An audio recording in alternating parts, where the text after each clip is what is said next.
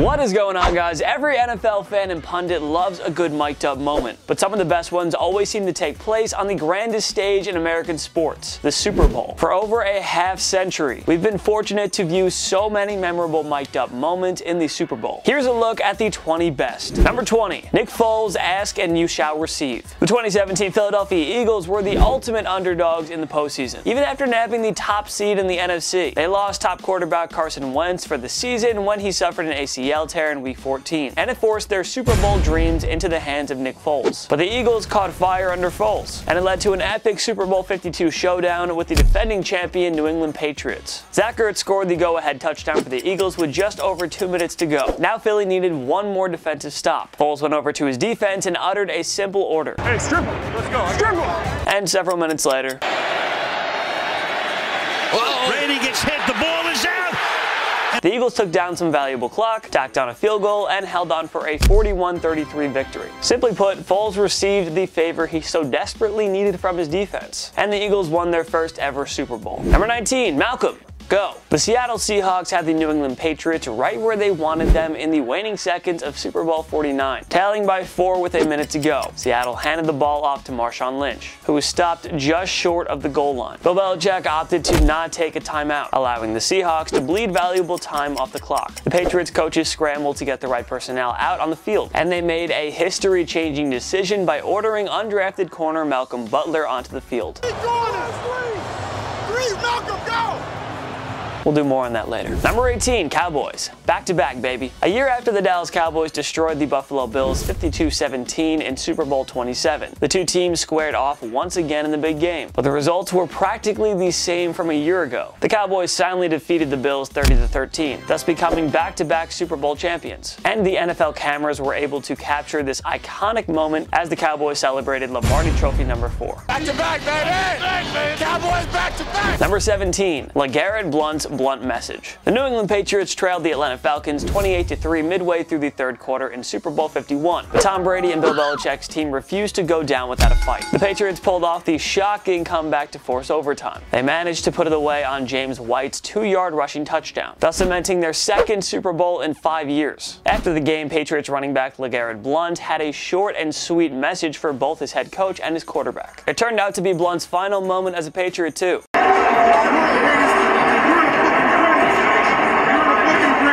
He would sign with the Philadelphia Eagles in the ensuing offseason. And sure enough, Blount guided Philly past New England in Super Bowl 52. Number 16, Dick Vermeil questions Kevin Carter. The St. Louis Rams led the Tennessee Titans 23-16 in Super Bowl 34, and their defense just had to make one stop in order to secure the franchise's first Lombardi Trophy. But Titans quarterback Steve McNair wouldn't give up easily. He pieced together a remarkable drive and got the Titans down inside the Rams 30 with less than a half a minute to go. With 26 seconds remaining, Rams defensive end Kevin Carter was apparently looking to sub himself out. An anxious and animated Vermeil couldn't believe that Carter was trying to come off the field at such a crucial moment in the game. You went out of the game with 26 seconds to go? You went out of the game with 26 seconds to go? Back up! Come on, back up! Woo! How does a coach keep it fun like that during one of the most tense and stressful moments of his life? We tip our hats to you, Dick. Number 15, read all about it. The New York Giants were 12-point underdogs against the New England Patriots in Super Bowl 42. The Pats had defeated Eli Manning and company back in Week 17 to clinch a perfect 16-0 regular season. Now they just had to repeat the mission one last time in order to secure the historic 19-0 season. But thanks to a resilient pass rush, David Tyree's legendary helmet catch, and Eli's game-winning touchdown to Plaxico Burress, the Giants held on for a 17-14 win. With that, the Patriots' perfect season was over. And with that, Giants center Shaun O'Hara delivered this epic soundbite following the greatest upset in Super Bowl history. Read all about it, baby! Big Blue! Number 14, Jon Gruden is pumped. Super Bowl 37 featured the battle of the pirate-themed teams, aka the Oakland Raiders and the Tampa Bay Buccaneers. In case you didn't know, the Raiders had traded Gruden to the Bucs in the 2002 offseason. How fitting that the two teams would clash in the Super Bowl 1 year later. Raiders QB Rich Gannon won the 2002 MVP award, but he was no match for the Bucs' historically dominant defense that allowed only 12.3 points per game. Let Gruden's epic sideline reaction sum up the 48-21 blowout game for you. We're gonna win the Super Bowl! Super Bowl, baby! On the bright side, Gruden came out of the Monday Night Football broadcast booth to coach the Raiders again in 2018, but he's still not doing too well. I mean, they're alright, they're not awful. Mike Shanahan's conversation with Terrell Davis. When the Denver Broncos hired Mike Shanahan as their new head coach, his task was simple: win John Elway a Super Bowl before he retires. The franchise icon lost the big game 3 times, and the clock was quickly running out on his career. Shanahan leaned more on star running back Terrell Davis during the 1997 season, and it paid off big time, as the Denver Broncos reached Super Bowl 32. However, Denver's top offensive player dealt with a severe migraine during the big game against the heavily favored defending champion Green Bay Packers. The pain was so bad that Davis struggled to open his eyes, but Coach Shanahan found a clever way to make use of his Pro Bowl back. Just do this. You don't worry about seeing on this place because we're going to fake it to you, the 15 lead. But if you're not in there, they won't believe we're going to run. Okay? If only the Packers defense knew what was coming. Shanahan's genius tactic paid off, and that's to say the least. There's McCaffrey in motion, play fake, Elway rolls right, he can run it in, John, it will trot into the end zone, touchdown!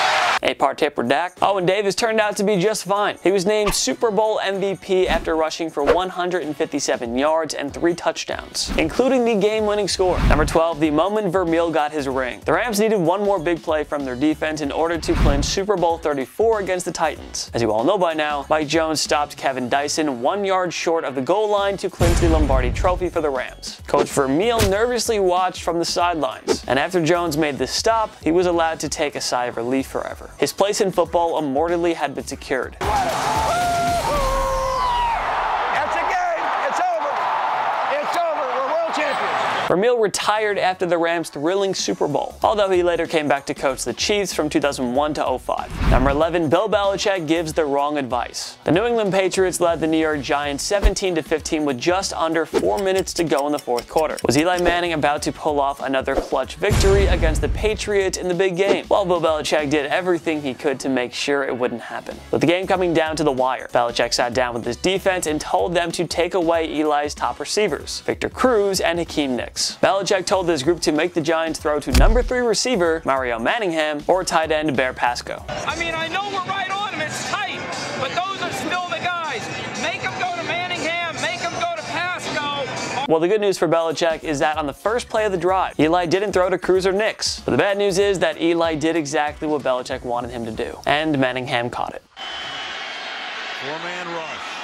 Eli throwing into traffic on the sideline. They're going to rule it a catch by Manningham. That would set up the game-winning touchdown from Ahmad Bradshaw. With all due respect to the greatest head coach of all time, simply telling his team to force Eli to throw to Manningham kind of backfired. But he's still the best head coach of all time, so whatever. Number 10, Michael Foley after Super Bowl 46. Alright, so about Super Bowl 46. The Giants just had to hold off a Tom Brady Hail Mary on the final play to clinch their 2nd Lombardi Trophy in 5 years. But absolutely anything could happen with number 12 on the field, and we all know that. New York knew the game wasn't over until Brady's final pass hit the ground, and once it did, linebacker Michael Foley let loose.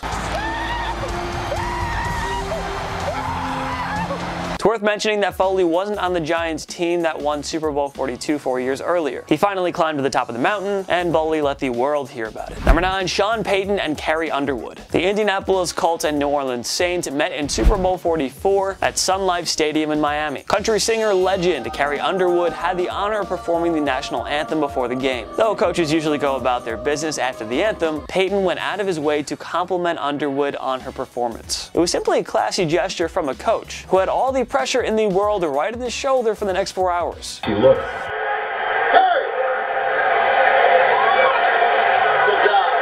Underwood acknowledged it as a magical fist bump. The Saints would go on to win 31-17, erasing a 10-point deficit to bring New Orleans its first Super Bowl. That's good karma, I guess. Number 8, Tom Brady at the end of Super Bowl 49. Brady is always a joy to listen to when he's mic'd up. The guy plays with so much passion and energy. Whether you love him or hate him, you gotta praise the guy for his intense desire to win. Watching the highlights of Super Bowl 49 is even more fun when you watch the antsy Brady on the sidelines. Here's the first clip, where he nervously says the defense has gotta make a play. D's got to make a play. Hey, in the Patriots' last 2 Super Bowl appearances, Brady watched his defense allow game-winning touchdowns to Eli Manning's New York Giants in the final minute. Would his defense finally come through for him in the clutch this time around? Let's just look at Brady's reaction after Malcom Butler's game-sealing interception. It is pure, unadulterated joy. Also, when you ask for nudes and she actually sends them. Oh my God! We did it, John! I did it, bro. I love you. I love you. Yes, you did it, Tom. You did it. Congratulations. It's not often you see a 37-year-old man jumping up and down like a kid on Christmas Day, or screaming that loud. Brady did that. Number 7, Pete Carroll's oh no. Okay, so we saw how Brady and the Patriots sideline reacted after they clinched the Super Bowl. But what happened on the other side of the field? Well, Seattle's head coach Pete Carroll summed up the entire feeling in Seattle with these 2 words. Oh no! Shoulda ran the ball, Pete. Shoulda ran the ball. Number 6, Tom Brady, overrated. Led by MVP Kurt Warner and Offensive Player of the Year Marshall Faulk, the St. Louis Rams were 14-point favorites over the New England Patriots in Super Bowl 36. But the Patriots kept the Rams' stingy defense in check, and the game was tied 17 apiece with just over a minute in the 4th quarter. NFL cameras caught Rams defensive back Dexter McCleon uttering Tom Brady overrated on the sidelines beforehand. And let's just say that the man would regret those words for the rest of his career. What have I done?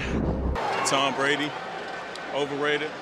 That was before Brady drove the Patriots downfield to set up Adam Vinatieri's game-winning field goal as time expired. In McCleon's defense, few could have expected that this former 6th-round pick would become a Super Bowl champion and MVP that very day. Number 5, Garrows Gap. The Miami Dolphins needed just one more win to secure a perfect 17-0 season. They just had to defeat the Washington Redskins in Super Bowl 7, and they would assert themselves in football lore forever. Miami led 14-0 late in the 4th quarter, and kicker Garrows just had to make a field goal that would have put the game away 17-0. Instead, one of the most hilarious bloopers and gaffes in NFL history took place. And this kick is blocked.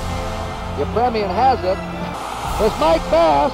He's running away for a touchdown. Now the Dolphins would hold on anyway to win 14-7, thus clinching the Super Bowl. However, there was some unnecessary stress thereafter Garrows Gap. After the foul up, NFL cameras caught this epic reaction from Al Jenkins of the Dolphins.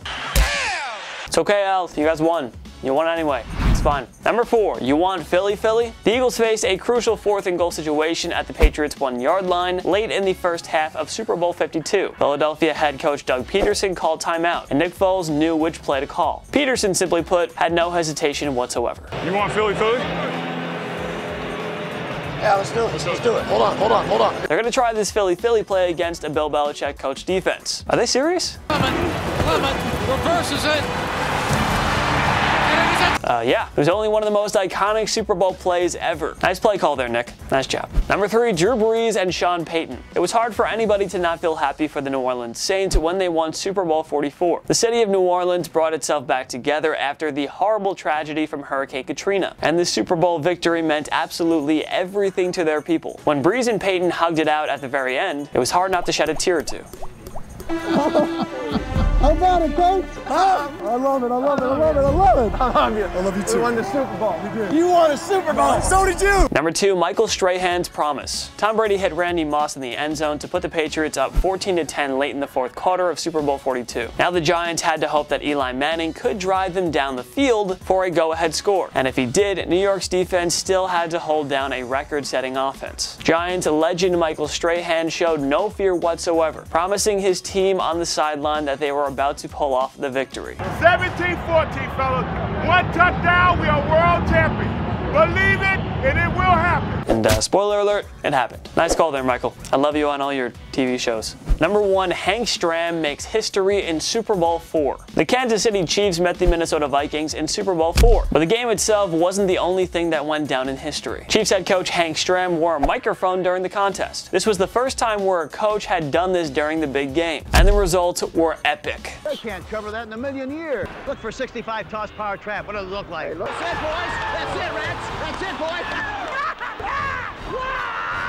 That changed everything about NFL films and the history of Super Bowl mic'd up moments. The Chiefs also went on to defeat the heavily favored Vikings 23-7. What a day it was for Stram. What other memorable mic'd up Super Bowl moments should we have included on our list? Join me in the comment section below. Make sure to follow myself and TPS on social media. TikToks, I make them all the time. Go follow me. They're really funny. YouTube and Twitter and Instagram for TPS and myself as well. We're everywhere. Go find us. Go do it. You know you want to. You also want to subscribe right now because subscribing's great. And who doesn't like doing that? I like subscribing. I subscribe for fun sometimes.